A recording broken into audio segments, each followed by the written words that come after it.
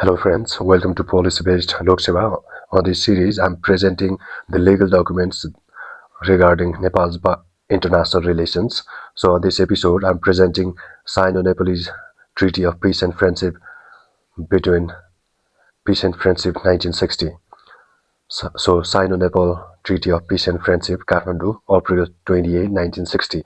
The chairman of the People's Republic of China and the His Majesty's of Government of Nepal, desiring to maintain and further develop peace and friendship between the People's Republic of China and the Kingdom of Nepal, convinced that the strengthening of good neighborly relations and friendly cooperation between the People's Republic of China and the Kingdom of Nepal is in accordance with the fundamental interests of the peoples of the two countries and conducive to the consolidation of peace in Asia and the world, have decided for this purpose to conclude the present treaty in accordance with the 5 principles of peaceful coexistence jointly affirmed by the two countries, and have appointed as their respective plenipotentiaries the Chairman of the People's Republic of China, Premier Chow En-lai of the State Council, His Majesty the King of Nepal, Prime Minister Vishweshwar Prasad Koirala.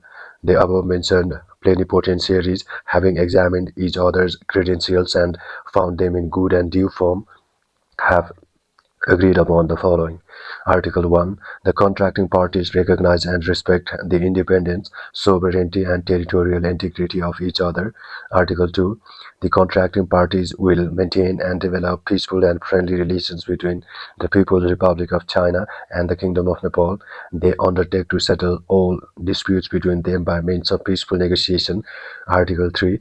The contracting parties agree to develop and further strengthen the economic and cultural ties between the two countries in a spirit of friendship and cooperation, in accordance with the principles of equality and mutual benefit and non-interference in the internal affairs. Article 4.